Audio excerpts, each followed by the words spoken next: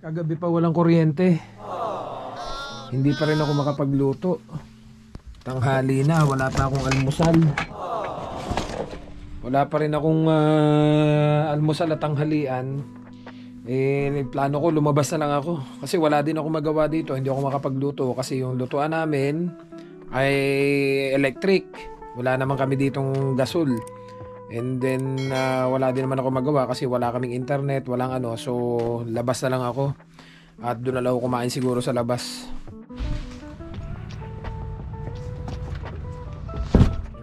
Fall na. Oh, manlagas na yung mga dahon, no. At yung bundok, kung mapapansin nyo, ang kapal na nung pag. Tama, nanlagas na yung mga dahon, no. Ang lakas ng hangin. Kagabi pa ako walang kain eh. Oh, bagsakan yung mga dahon. Punong-puno na ng dahon yung sakyan natin. Ay nako, sobrang lamig. Umuulan na kagabi pa lang. And then nag-brown out pa. Kaya kagabi may kanin naman ako, may ulam naman ako. Kaya nga lang nakakatamad kumain kapag yung ang lamig ng pagkain mo. Ang ginawa ko kagabi, nagtinapay na lang ako. May ulam naman ako doon, kaya lang frozen. Hindi ko naman ma-microwave kasi nga brown out. Akala ko nga magkakakuryente na. And then inaantay-antay ko, tinanghali na't lahat, wala pa rin kuryente. Ayoko pa naman sana lumabas kasi ang dami kong gagawin. Magluluto ako, gagawa ko ng embutido kasi naggagawa ko ng mga ground beef nga na diyan. Kasi nga 'di ba, libre nga yung ground beef namin. Sayang naman, so mapakinabangan, maluto and then i-stack ko sa rep. So pagka-out ko, kuha lang sa rep, painit sa microwave, di may pang-ulam na ako. Kaya nga lang ganyan, brown out, so hindi ako makakilos. Wala namang gas dito para makapagluto. Ngayon kakain na lang ako sa labas. And then kanina nga pala may nabasa akong comment. Actually nakarelate ako dito eh. Sabi niya, "Sir, magandang araw po. Curious lang po ako kasi plan ko din mag-apply pa Canada. Dito po ako sa Taiwan, pero napapaisip ako na may ilang kakilala ko na may ganitong sitwasyon na nasa Canada. Bakit po kaya yung mga kilala ko dito sa Taiwan na pumunta dyan sa Canada sila pa yung pinapadalhan ng pera ng partner nila? Hindi po ba nasa Canada sila dapat sila yung mas malaki ang kita?" Well, nakarelate ako dito. Ang dami ko biglang naalala kasi bago pa po ako nakarating dito sa Canada, dito sa Ase Chungli, may mga kaibigan tayo dyan na nakakausap, nakakwentuhan. And even hindi man sa Chungli, dun sa ibang part ng Taiwan na mga friend natin na may mga partner sila na nakarating ng Canada, which is yun din yung tanong ko nung una. Sabi ko kasi, di ba yung partner mo nasa Canada? Sabi ko, ba't ikaw pa yung nagpapadala? Nasa Canada na yung partner mo, yun. Sabi niya sa akin, wala daw sinasahod, naga-under the table pa. That time sabi ko, ano ba yung under the table? Hindi ko alam yun. Wala akong idea pa nung time na yun eh. Then kinikwento nila sa akin na ganito ganyan. Yun, now na-realize ko, ganito pala yung sitwasyon. Dumating dito yung partner nila, naka-seasonal. So ang nangyari, yung 6 months nila walang naipon, then kailangan maghanap ng panibagong working permit. And then habang pinaprocess yung working permit, naga-under the table. So hindi sumasapat yung pera pambayad sa bahay, kinukulang. Kaya pala nangyayari, yung mga partner nila na nasa Taiwan, yung sila pa yung nagpapadala ng pera papunta dito sa Canada para may panggastos po sila.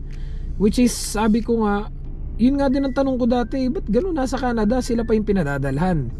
Di ito nga po pala, ngayon dito na ako, doon ko na tuklasan yung mga ganun totoo palang nangyayari yun, na pinadadala nila, partner nila sa Taiwan, pinadadalan dito. Actually hindi lang sa Taiwan, even yung may kakilala ko nasa Pinas, pinadadalan din niya yung partner niya dito sa Canada.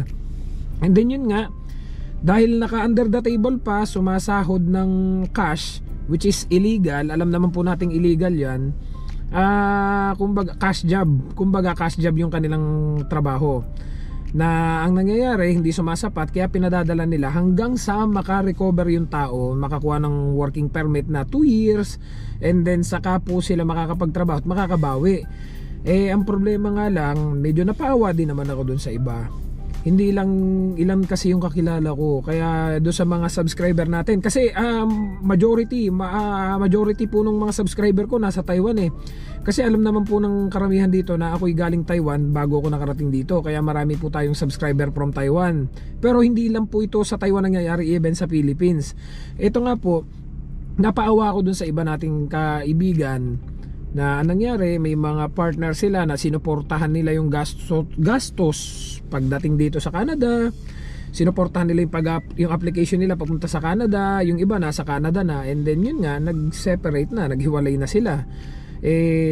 May mga ganitong senaryo, nakahanap na ng iba yung na dito, and then ang nangyari, nung babawiin niya yung mga nagastos niya, ayun nga, pahirapan pa. And then meron din naman na kasi wala po marami pong kaibigan na mga LGBTQ, mga ganun po, yung mga sabihin na nating lesbian, mga ganun po. May mga kaibigan akong ganun. Then sinuportahan nila yung partner nilang babae na nakarating dito, and then nakahanap na ng boyfriend yung babae dito. And then yung alam niyo yung parang bilang pagtanaw ng utang na loob na sige babayaran kita ganun, pero magantay ka. Kaya nga po ito, paalala lang, kilalanin yung maigi yung partner ninyo, kasi baka mamaya wala na kayong maipon diyan kung nasan man kayo, nasa Taiwan kayo, nasa Pilipinas kayo, and then lahat isinuporta nyo do sa pagpunta nila dito, and then ang mangyayari kakalimutan na lang po pala kayo. Ngayon, so ganun nga, sinusuportahan nila papunta rito hanggang sa makarecover, kasi ilang buwan na, minsan nga isang taon na yung partner nila, sinusuportahan nila dito, pinapadalan pa nila from yung salary nila sa Taiwan, pinapadala pa dito para lang masuportahan yung yung kanilang partner dito. Yung reason, wala pa silang stable job, kumbaga nag-a-adjust pa. Unang-una, hindi sapat yung sahod, malaki yung accommodation, kaya hindi akma dun sa sa pagbabudget niya. Hindi sumasapat yung sahod pambayad ng bahay, at hindi sumasapat yung sahod dahil kailangan pa din niyang kumain pang groceries niya. Meron po kasi ito po talaga yung hindi maunawaan to ng iba na hindi nakaranas. Ako, ranas ko, at yung mismo mga kakilala ko na dumating dito na break even lang yung sahod nila, parang panapat lang do sa panggastos nila at sa pambayad ng bahay. May ganun po talaga. Marami pong nagme-message sa akin at mga nagko-comment na ganun yung sitwasyon. Ngayon, ito naman po, yung iba naman pong dahilan kaya pinadadalan pa sila ng partner nila, kagaya ng ibang ko kakilala, lulong po sa bisyo. Kagaya na lang nung isang di ko nababanggitin na lulong dito sa casino. So anong nangyayari, wala talaga natitira. 130 ang natitira sa sahod. Sasapat ba yun pang groceries? So yung partner niya sa Pinas may trabaho, siya pa yung pinadadalan dito, which is yun na nakakalungkot. Siguro kung akong nasa ganung sitwasyon, uuwi na lang ako. Naturingang nasa Canada pa kayo kung kayo din lang pala susuportahan ng mga pamilya nyo sa Pilipinas. Kaya ugaliin po natin, naiwasan natin yung mga bagay na magpapalubog sa atin dito sa Canada. Dahil unang-una, nadito po tayo para magtrabaho, nadito po tayo para kumayod, para makuha natin yung mga bagay na dating wala tayo. Ngayon, nadito na yung opportunity, yung chance na kumita tayo, and then uubusin nyo lang yung panahon at oras nyo dito para sa mga bisyo ninyo. Kasi meron talaga dito yung iba, yung sama-sama, grupo-grupo, na may dadatnan kayo dito na hindi naranasan ng iba. Kasi may mga dumarating dito na solo lang siya dun sa bahay, or wala siyang kasamang Pinoy. Pero may mga kasama po ditong mga Pinoy na grupo na talagang wala pa yung mga pamilya nila, magkakasama sila sa bahay. So linggo-linggo party, inuman, sugal, yun nga nagiging libangan nila. Yun yung kumbaga pantanggal nila ng pagod, stress. Kaya lang di nila namamalayan, instead na makiipon sila, ay sa sugal na uubos yung pera nila at sa alak. Ang isa pa pong dahilan ay yung mga maraming kinuhang bayarin dito, yung mga maraming inuhulugan, maraming binabayaran na walang natitira. Kasi nga, sabi ko nga sa inyo, marami talaga, ako talaga personally, marami akong kakilala dito na ganyan, na nakarating na ng Canada, parang masyadong magang nagbubunyi na nasa Canada na ako. Yung mga bagay na wala ako dati, mabibili ko na. Nangyari, nakapag-desisyon ng maaga na kumuha ng mga bayarin. So ayun, wala nang maipon, and then dumating sa point na talagang yung sahod niya, mas malaki pa yung bayarin niya. Kaya nangyayari, yung pamilya pa sa Pilipinas yung magpapadala dito.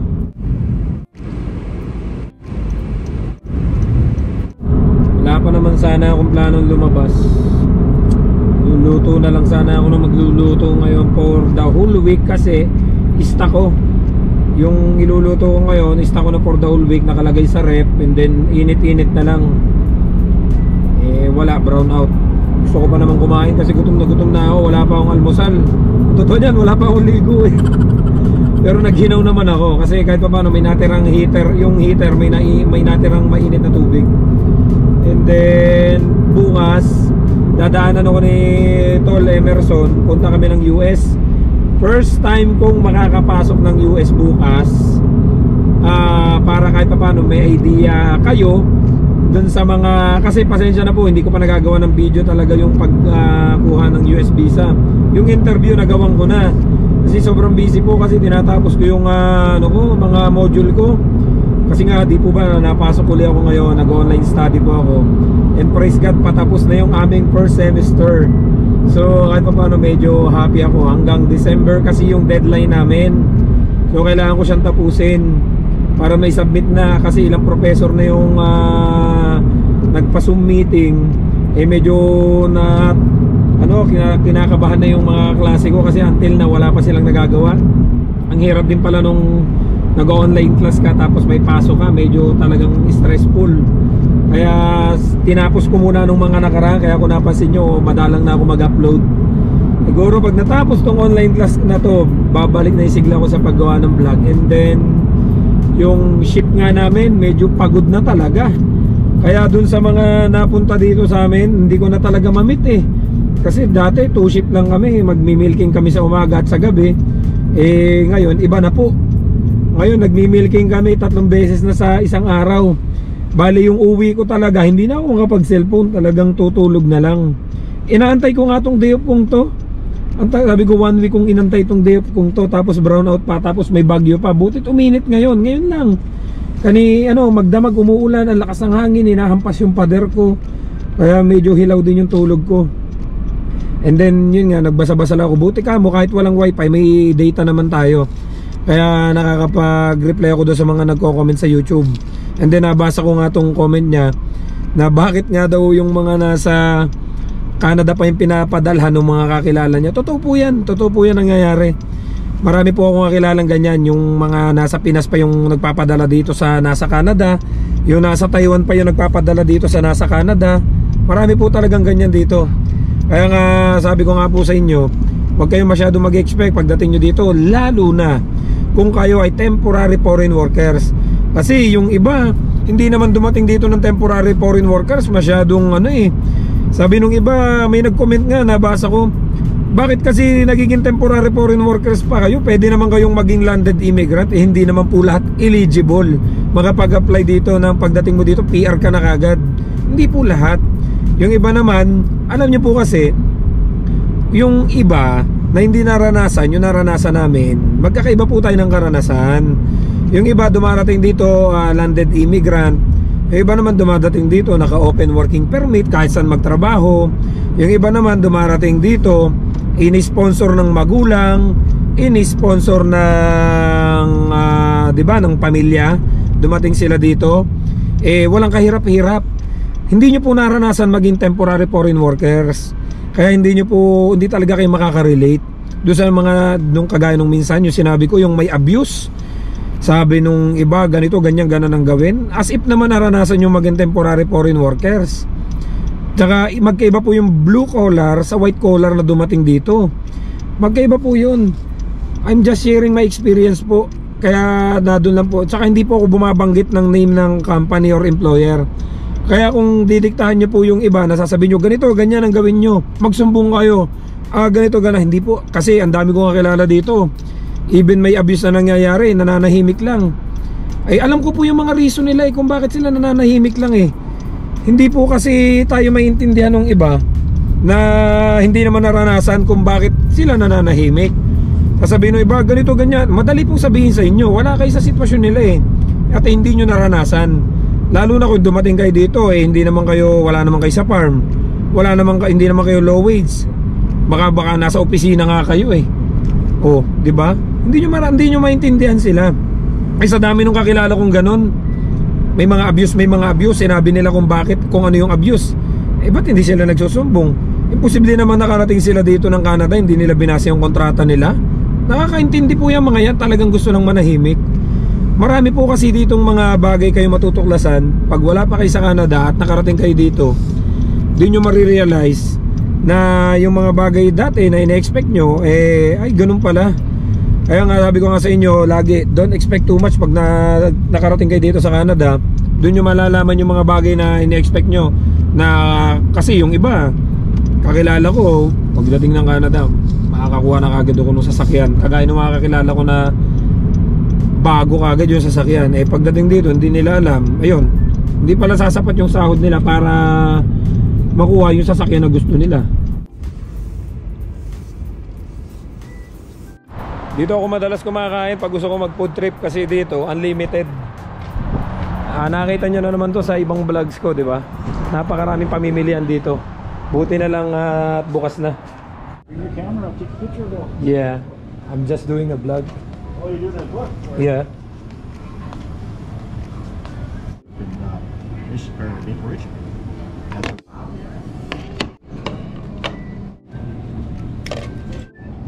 So dito ako lagi nagpo-food trip.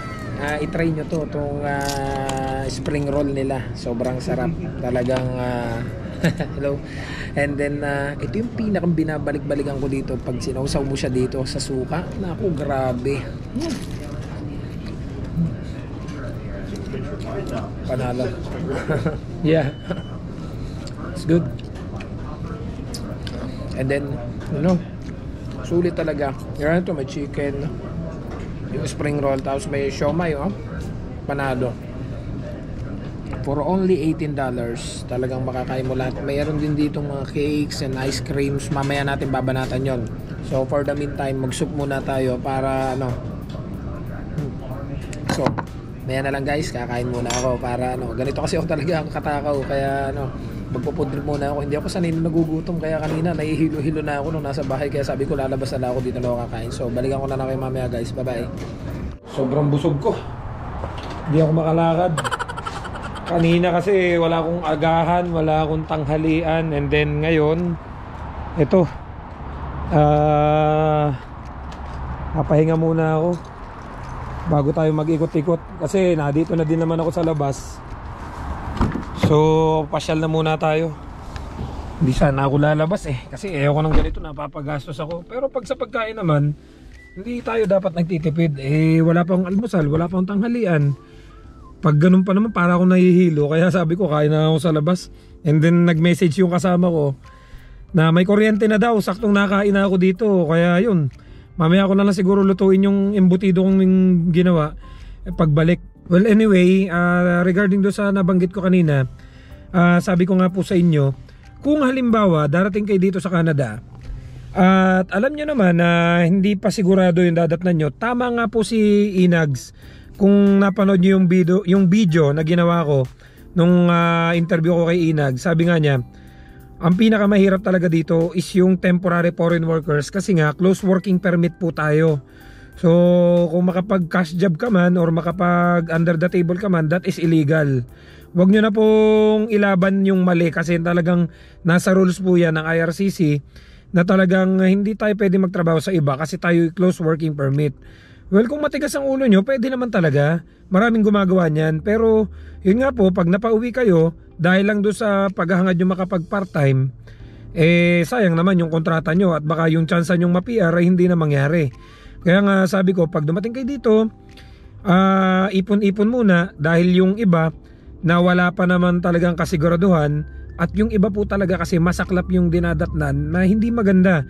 Kaya nga yung sabi nga nung nagtatanong kanina na bakit yung iba nasa Canada na sila pa yung pinadadalhan, kasi may dumarating nga po dito na hindi maganda yung dinatnan, kailangan lumipat.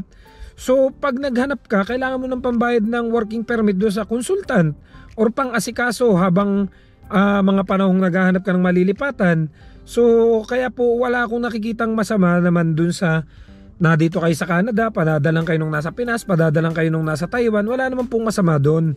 Ang minamasama ko dyan, kung padadalang kayo ng pamilya nyo sa Pinas or nung partner nyo sa Taiwan, dahil yung pera nyo dito ay naubos sa luho nyo, sa sugal, sa bisyo nyo, yun po yung masama. Kaya hanggat maaari, kung wala pa kayong stable na working permit, wala kayong maayos pang trabaho, at yung kagaya ng iba dumarating na 6 months, seasonal, so wala pang kasiguraduhan at wala pang maitatabi masyado, mag-ipon po muna para hindi kayo dumating sa point na ganyan. So hanggang dito na lang muna siguro guys, mag-ikot-ikot muna tayo. Alam nyo naman pag day off natin, lagi natin ginagawa ang mag-ikot. Kaya para maiba naman yung paligid natin, hindi laging baka yung nasa paligid ko. So don't forget to subscribe, like, and share this video para may idea yung mga kababayan natin na naghahangad makarating dito sa Canada. So see you guys sa next vlog. I love you all. God bless. Bye bye.